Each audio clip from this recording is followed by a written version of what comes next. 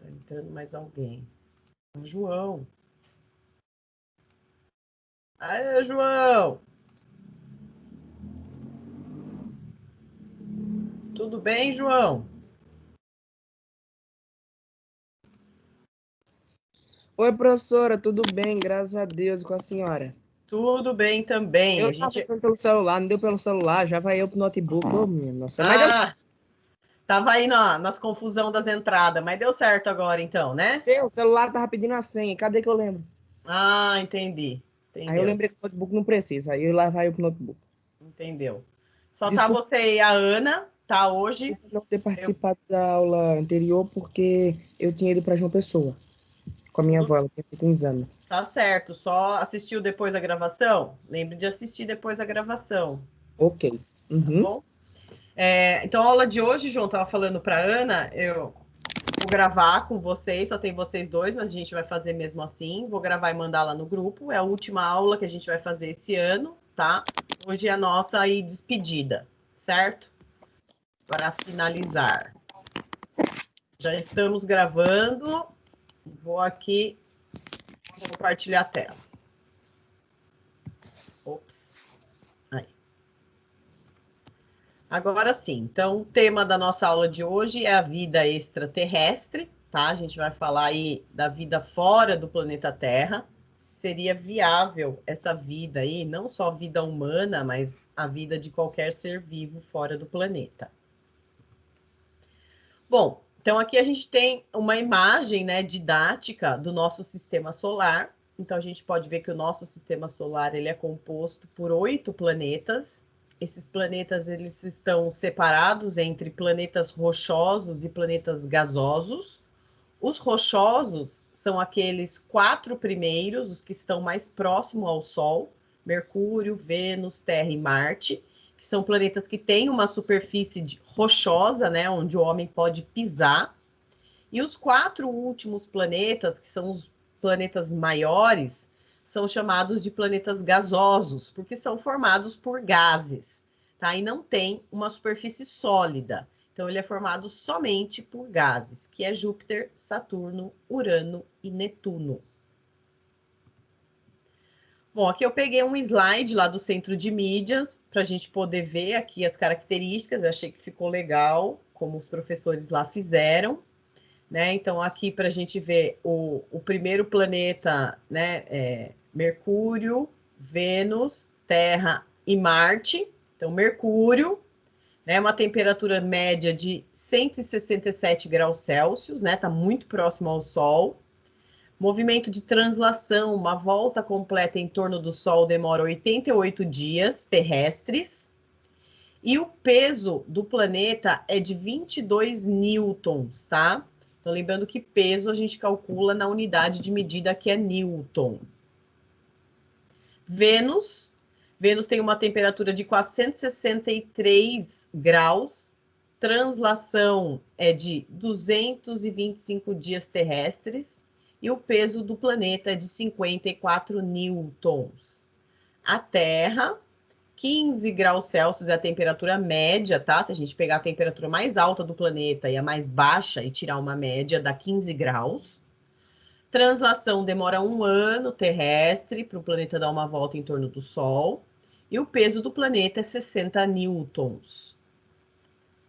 Marte tem uma temperatura média aí de menos 65 graus, a translação de 687 dias terrestres e o peso do planeta é de 23 newtons. Os planetas gasosos agora, tá? Começando aqui por Júpiter. Júpiter tem uma temperatura média de menos 110 graus, translação demora 12 anos terrestres e o peso do planeta é de 141 newtons, tá? Esses gases exercem muita pressão sobre o planeta, por isso que o peso deles são muito alto. Saturno, né? Saturno é aquele planeta que tem anéis. Esses anéis também são formados por gases luminescentes. Saturno tem uma temperatura média de 140 graus. Translação dá 29 anos terrestres, a volta dele em torno do Sol. E o peso de 55 newtons. Netuno, temperatura de menos 200 graus, translação de 164 dias terrestres, e é um planeta que tem 67 newtons de peso. Urano, temperatura média de menos 195 graus Celsius, translação de 84 anos terrestres, né? Demora muito tempo, porque é o planeta mais afastado do Sol, então demora muito para dar uma volta. E o peso do planeta é de 53 newtons, tá? Um planeta menor. Aqui está em escala, tá? Em escala que a gente pode ver o tamanho mesmo do maior para o menor, não estão todos do mesmo tamanho. Bom, como que a vida evoluiu no planeta Terra, né? No nosso planeta? Então, existem algumas características que permitiram o aparecimento da vida no planeta, né? E a evolução da vida. Isso foi a posição do planeta no sistema solar, que permitiu, então, que a Terra pudesse receber uma quantidade ideal da energia que vem do Sol. O tamanho do planeta, as dimensões da Terra permitiram que esse planeta pudesse reter os gases libertados pelos vulcões lá na Terra primordial, igual eu ensinei na aula passada para vocês. A gente falou um pouco da atmosfera primitiva do planeta e que o planeta Terra, quando ele se formou, ele era coberto de vulcões.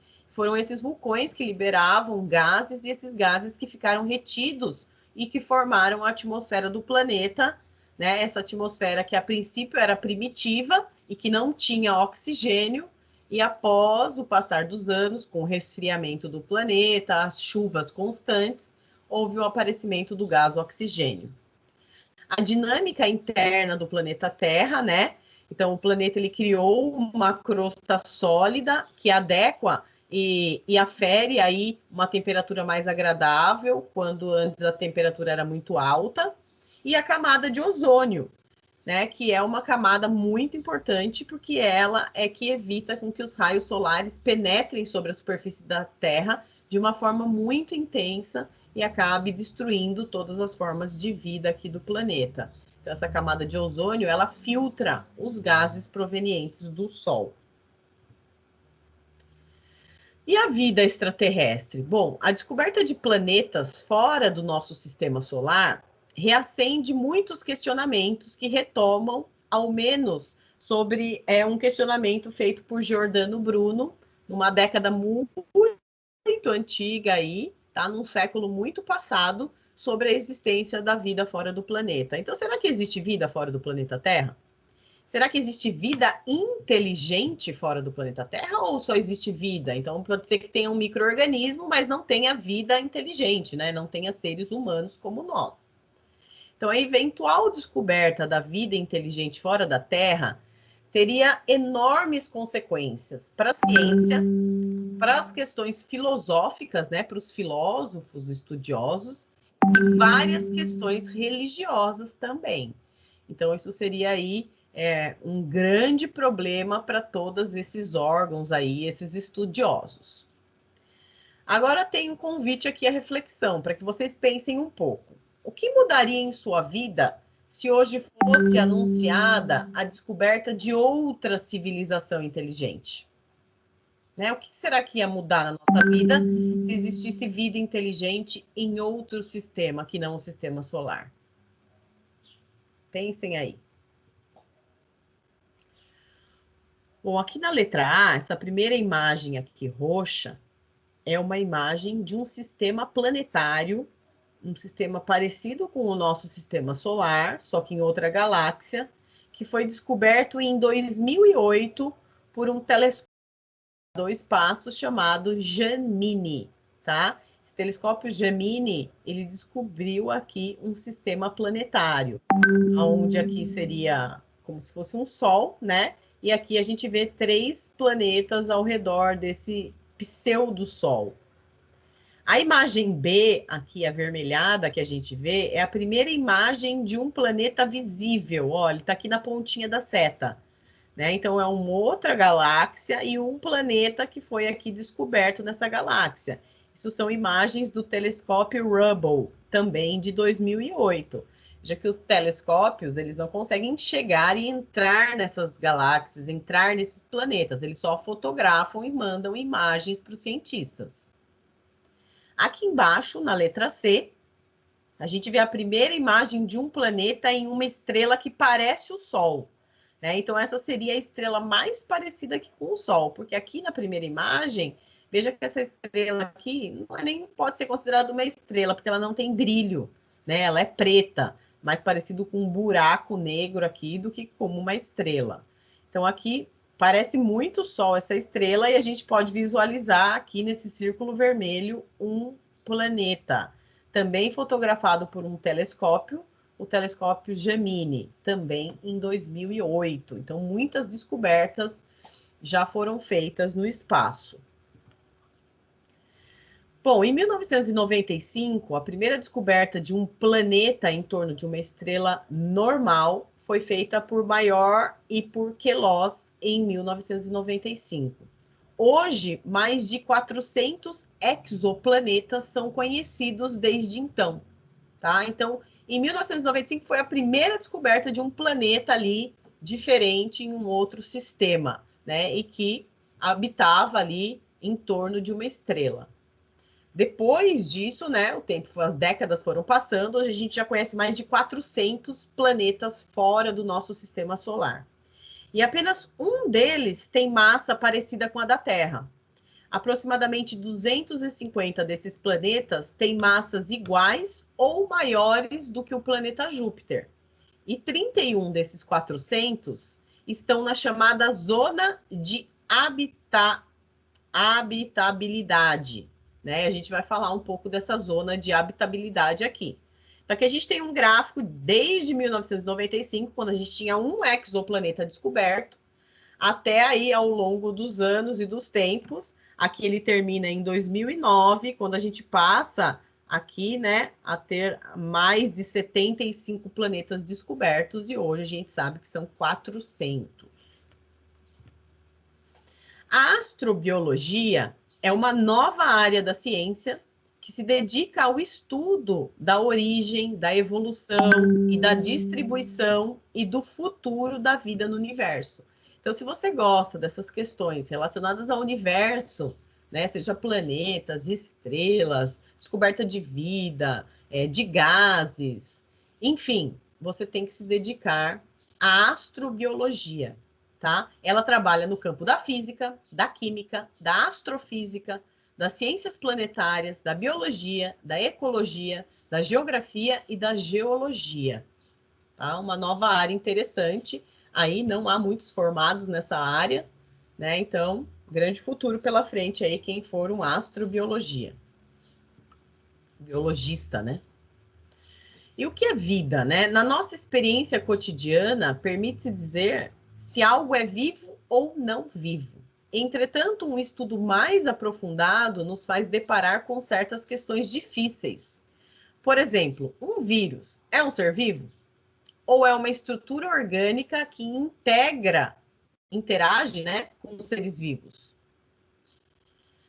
Vida do ponto de vista da biologia, do ambiente e do espírito, né? Então, do ponto de vista biológico, a vida é quando a gente tem o encontro ali dos óvulos com os espermatozoides, do gameta feminino com o gameta masculino, tanto nos animais, quanto nos vegetais, quanto nos outros seres vivos. Então, houve o encontro dos gametas? Houve. Na biologia, isso já é considerado vida.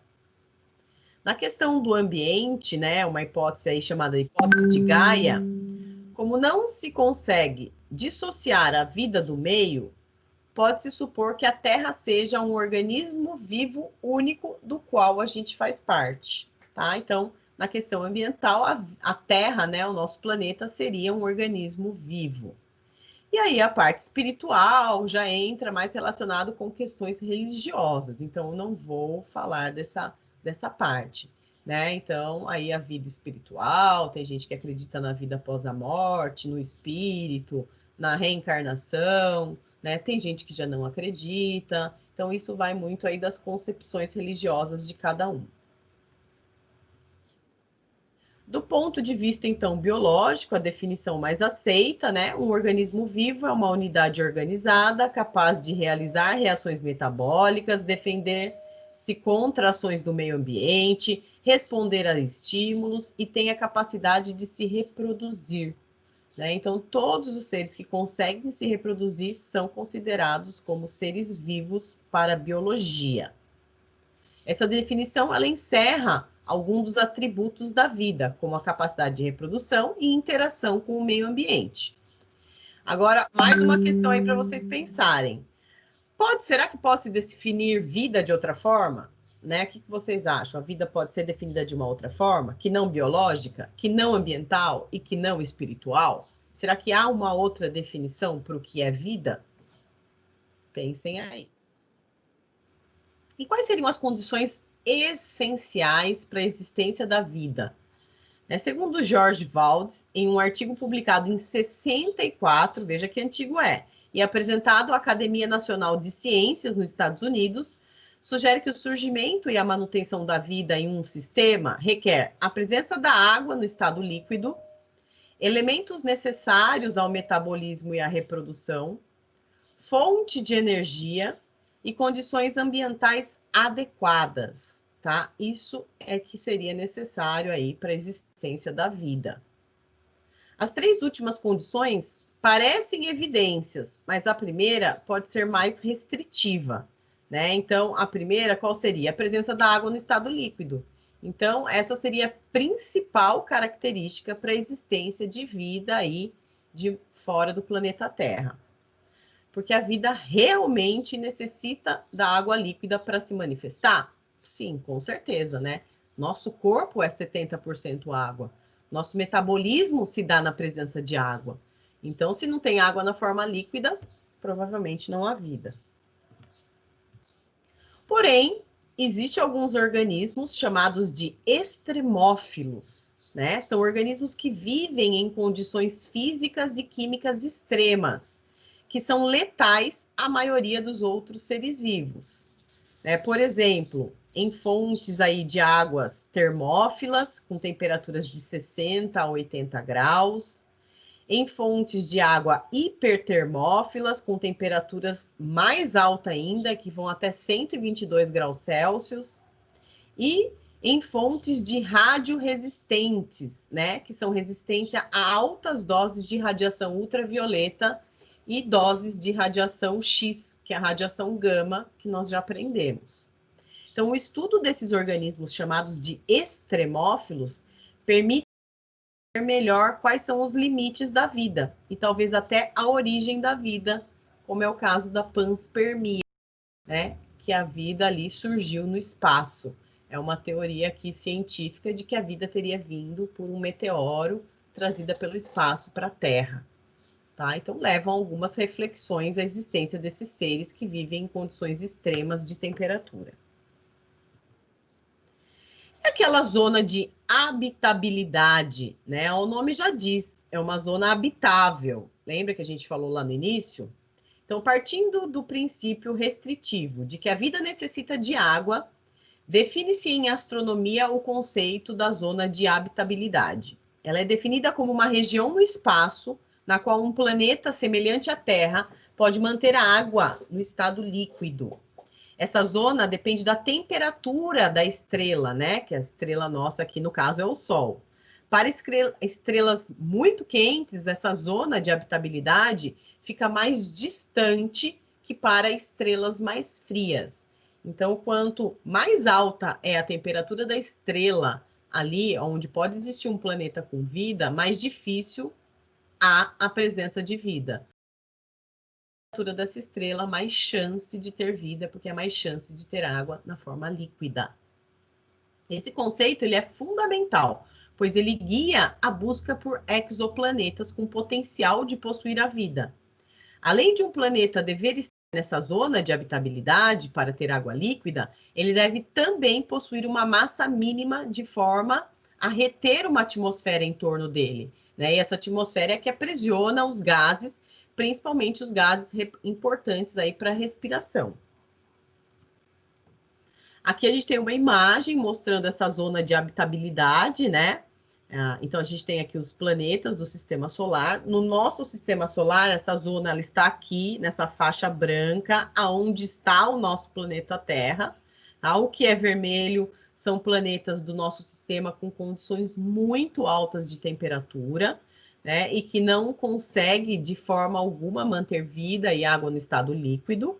E os planetas aqui que estão na zona azul são planetas, a maioria deles gasosos, que não têm uma superfície sólida, ou tem uma temperatura muito baixa, ou tem aí condições que não são apropriadas para a existência aí da água na forma líquida. Bom, como a gente viu, nenhum planeta e nenhuma lua do nosso sistema solar, além da Terra, tem aparentemente condições de possuir água líquida. A busca, então, por vida no sistema solar, ele baseia-se nas seguintes premissas: possibilidade de ter havido água líquida no passado, por tempo suficiente para o desenvolvimento da vida, como é o caso do planeta Marte, onde já foi encontrada água, né, quando foram feitas escavações no planeta, no estado líquido, mas nenhuma forma de vida foi encontrada no planeta ainda. Possibilidade de haver água líquida no subsolo, mantida por processos geoquímicos, como eu já disse, é o caso de Marte, e é o caso de uma lua do nosso sistema solar, chamada de Europa, a gente vai falar um pouco dela, e a possibilidade de haver vida em condições completamente diferentes daquelas que prevalecem aqui na Terra. Então, uma coisa atípica, né? Fora do comum, fora do normal, encontrar vida. Bom, de todos os planetas do sistema solar, aquele que poderia ter vida dentro aqui, para nós, na nossa galáxia, é Marte, tá? Marte tem uma temperatura máxima de 20 graus, não é muito baixa e não é alta. A temperatura mínima dele é negativa, é menos 140 graus, então para suportar teria que usar equipamentos aí adequados para sobrevivência. A atmosfera, Marte tem uma atmosfera, só que ela é composta principalmente por gás carbônico. E é um planeta com uma baixa densidade, né? A pressão atmosférica aqui é de 0,001 atmosfera, sendo que na Terra a pressão é 1 atm. Tá? Aqui é muito mais baixo do que na Terra. Então, Marte é provavelmente o local mais promissor do sistema solar para a existência da vida atual ou no passado. Ele possui água, atualmente a água se encontra-se na forma de gelo sobre a superfície do planeta. Ele tem evidências geológicas que sugerem a existência de água líquida na superfície em grande quantidade em um passado aí bem distante. E depois da Terra é o planeta que apresenta as temperaturas mais amenas para suportar aí a existência de vida. Bom, em Marte já foram enviadas várias sondas espaciais e até o homem já foi a Marte, né? A sonda mais conhecida é a sonda Viking. A missão de Viking, em 1976, constatou de duas sondas idênticas, Viking 1 e 2, que pousaram em duas partes distintas do planeta Marte. Cada uma dessas, né, sondas aí conduziu 4 complexos e experimentos biológicos lá em Marte, com o objetivo de procurar por sinais de vida lá no planeta. Então, aqui a imagem dessa sonda Viking em 1974, tá? Aqui um astronauta lá no planeta Marte. E aqui uma imagem de uma câmera tirada do planeta, né? A gente pode ver a superfície rochosa, é muita terra, né? Eles falam que o Marte é o planeta vermelho, a Terra ela é avermelhada, ela tem essa aparência e essa coloração. E os experimentos biológicos que a sonda Viking já fez. Talvez o mais importante dos experimentos, né, foi o cromatófago gasoso, espectrômetro de massa. Esse experimento mostrou haver pouca quantidade de moléculas orgânicas no solo marciano. Então, a gente não tem matéria orgânica, não tem compostos de carbono, feito por carbono em Marte. Dos 4 experimentos realizados, 3 deram resultados negativos e 1/4 deu um resultado positivo para a presença de carbono, de matéria orgânica na superfície de Marte. Apesar dos experimentos biológicos da sonda Viking ainda serem alvo de controvérsias, boa parte dos pesquisadores concorda que eles demonstraram não haver vida baseada em carbono em Marte. Tá? Então, um planeta que poderia ter foi descartado por conta desses experimentos. Aqui a imagem da outra sonda, né? A sonda Fênix, também em Marte, mostrando escavação aqui feita no solo de Marte. Esse pó branco que foi encontrado é chamado de perclorato, tá? O perclorato é um tipo de sal formado por cloro e oxigênio. Tá? Isso foi muito importante, essa descoberta aqui, a procura de sinais de vida. Europa é uma das 4 luas de Júpiter, tá? Júpiter tem 4 luas, uma delas é a Europa. Ela apresenta uma superfície composta por gelo e uma tênue, né, fina camada de atmosfera com gás oxigênio. Olha que importante isso. É possível que lá em Europa haja um oceano líquido da crosta sólida da Lua, mantido pelo calor proveniente do interior, e isso torna a Lua Europa uma candidata a abrigar vida no sistema solar. Olha só que importante, mas o homem não foi à Europa ainda, tá? Por quê? Porque é muito distante da Terra. Demoraria muitos milhões de anos para isso acontecer, né? E que homem suportaria uma viagem dessa? Então não tem como chegar até lá, né? As sondas espaciais detectaram isso. Então, se existir vida, vai estar lá. Não tem como ir daqui para a Terra, da Terra para a Europa, né? Para a Europa tem, não tem como ir para a Lua, Europa. Titã. Titã também é um satélite de Saturno, né? A segunda maior lua do sistema solar. Ela possui uma densa atmosfera, então uma camada muito grossa na atmosfera, só que essa atmosfera ela é composta por 2 gases, o nitrogênio e o metano. Tem grandes oceanos de forma líquida, tá? E também feitas de gases metanos e de outros gases chamados de hidrocarbonetos. Acredita-se que essa lua seja, em muitos aspectos, semelhante à Terra primitiva, por conta do excesso de gás metano na atmosfera. E a temperatura dela é menor do que aqui na nossa atmosfera terrestre. Então, um outro local que poderia abrigar vida. A Lua, Titã. A Terra é única no universo? Não sabemos, né? Mas ela parece ser incomum, pois apresenta simultaneamente várias características pouco usuais, tais como atividade geológica e tectonismo, né? Movimento das placas tectônicas, então a gente tem continentes em cima e ficam debaixo as placas tectônicas que sustentam, a gente tem terremotos, furacões, vulcões, oceano, água no formato líquido, sólido, gasoso. Então, todas essas características da Terra podem ser únicas para um planeta no universo, tá? Pode ser que só existam aqui, mas como eu disse, é difícil do homem chegar e conseguir ver outros locais que isso possa acontecer. Somente essas sondas espaciais para poder fazer experimentos e pesquisas e ajudar nesse sentido. Hoje já existe a tecnologia para detectar planetas e o número de planetas conhecidos chegará a milhares em alguns anos. Conhecemos algumas dezenas de planetas nessa zona de habitabilidade. E esses podem, em princípio, abrigar vida, no passado distante, num presente ou num futuro. Missões espaciais estão sendo planejadas que permitirão a detecção direta e o estudo da composição química da atmosfera de planetas semelhantes à Terra. E aí a gente chega a uma conclusão. Se a vida for possível fora da Terra, existe uma alta possibilidade de que ela venha a ser detectada em um futuro próximo.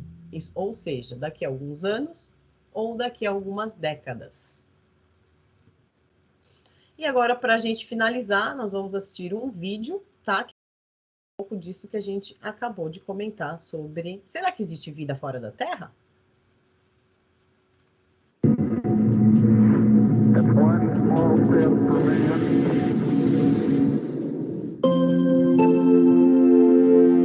Com trilhões de galáxias e um incontável número de corpos, o universo ainda é um desconhecido campo de possibilidades. Em meio a essa imensidão, haveria outro planeta como a Terra ou alguma forma de vida parecida com a nossa? Ou será que estamos realmente sozinhos no universo? décadas, a astrobiologia estuda a evolução da vida no universo. Seu avanço tem permitido descobertas importantes para a astronomia. Somente na Via Láctea, bilhões de estrelas possuem planetas com características semelhantes às da Terra e que poderiam abrigar vida como a conhecemos hoje. Cientistas creem que mesmo em nosso sistema solar existem alguns astros capazes de conter vida. Marte, nosso vizinho gélido e enferrujado, é um dos mais prováveis a abrigar seres vivos, já que apresenta água congelada em seus polos e subsolo. Acredita-se que alguns micro-organismos poderiam sobreviver às baixas temperaturas e à radiação existentes no planeta.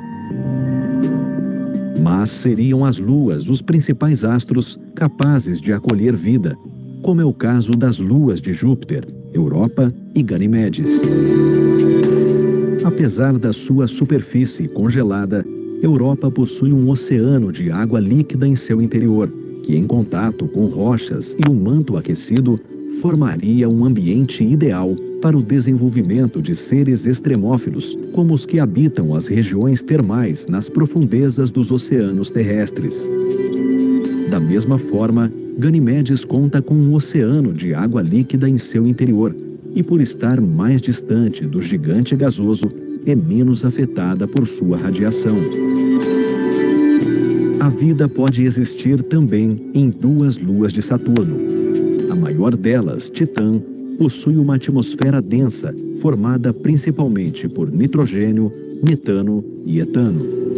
Sua superfície complexa inclui montanhas, dunas, criovulcões, lagos, deltas e oceanos de metano e hidrocarbonetos.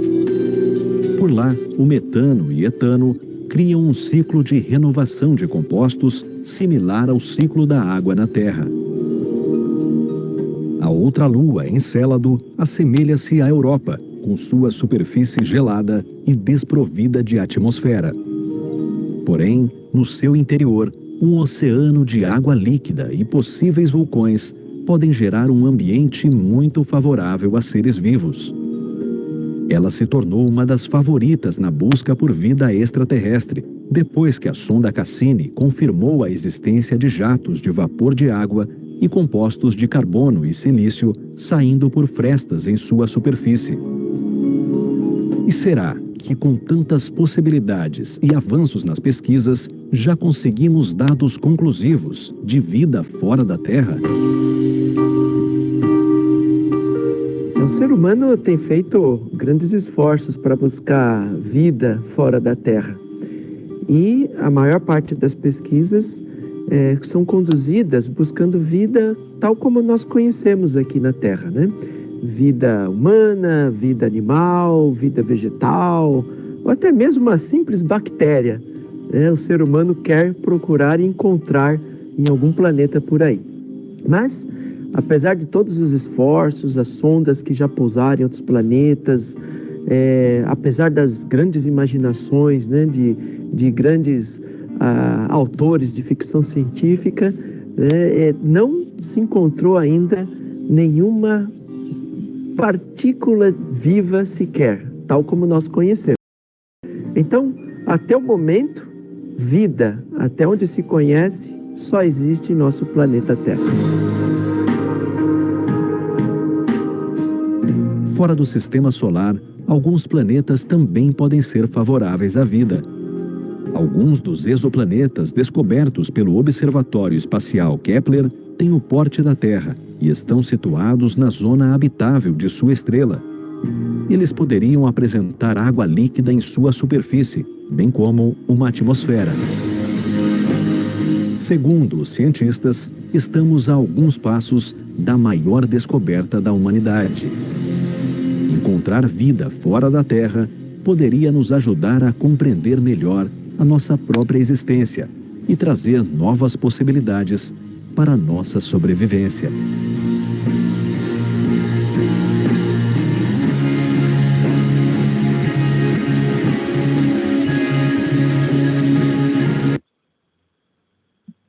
Bom, pessoal, vocês viram que o vídeo aqui disse que, até o momento, vida só no planeta Terra, né? Mas muitos estudos aí, fora do sistema solar, com esses robôs e essas sondas espaciais estão sendo feitos, e que isso, o achado dessa vida, que não seja vida humana, mas uma vida de uma bactéria ou de um micro-organismo, pode significar muito para ajudar a gente a entender um pouco mais as nossas origens, né? Enfim, muda tudo aquelas questões que eu falei para vocês, né? Muda a questão biológica, questão religiosa, científica, influencia muito nessas questões, as descobertas que são feitas.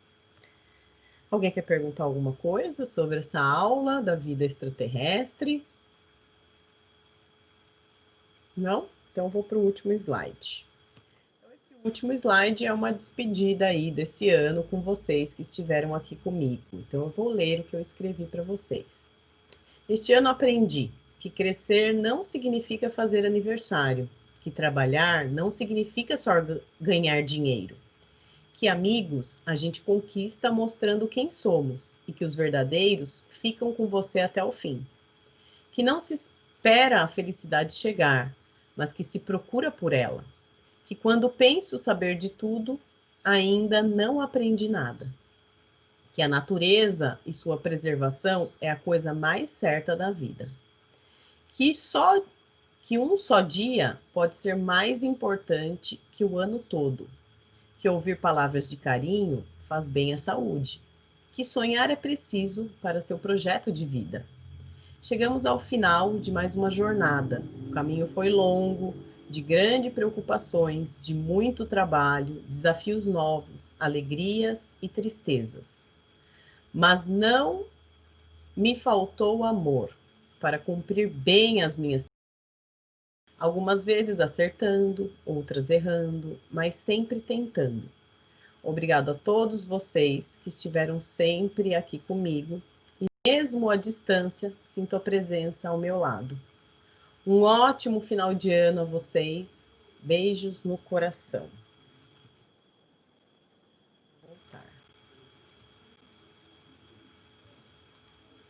Voltei. Quem? Maria Clara? Chegou Maria Clara. E aí, pessoal? Fiz a minha despedida. Alguém quer falar alguma coisa? Oi, prof. Oi, tudo bem, querida? Tudo com a senhora? Tudo bem também, graças a Deus. Cheguei um pouquinho atrasado, mas cheguei. Chegou, mas chegou. Depois você pega o comecinho que eu vou mandar a gravação, tá bom? Tá bom, obrigada. Nada.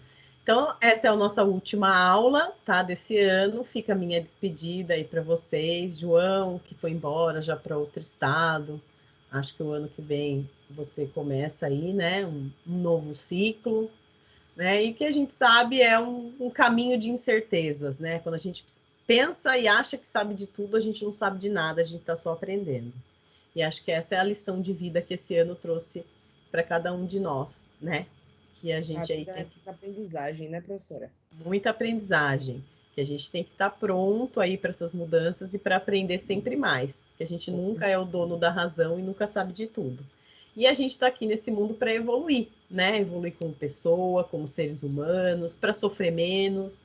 E a gente sabe que a evolução às vezes dói, machuca, a gente sofre, né? A gente sofre para evoluir, às vezes a gente não consegue evoluir sozinho. Então a gente tem que passar por um momento aí difícil para conseguir crescer, para conseguir evoluir de uma forma aí saudável. E a evolução também tem a ver com a preservação, tá? E de uma coisa que eu digo para vocês que é certa, é que a natureza é o que a gente tem que preservar. Isso é a certeza que a gente tem. E se a gente preservar a natureza, a gente está evitando aí essas pandemias, essas epidemias, esses problemas que hoje a gente está enfrentando aí por conta de um excesso populacional aí em um planeta, né? E tá aí a lógica dos cientistas da NASA tentar descobrir vida em algum outro local para tentar salvar o nosso planeta Terra e quem sabe a humanidade também. Certo?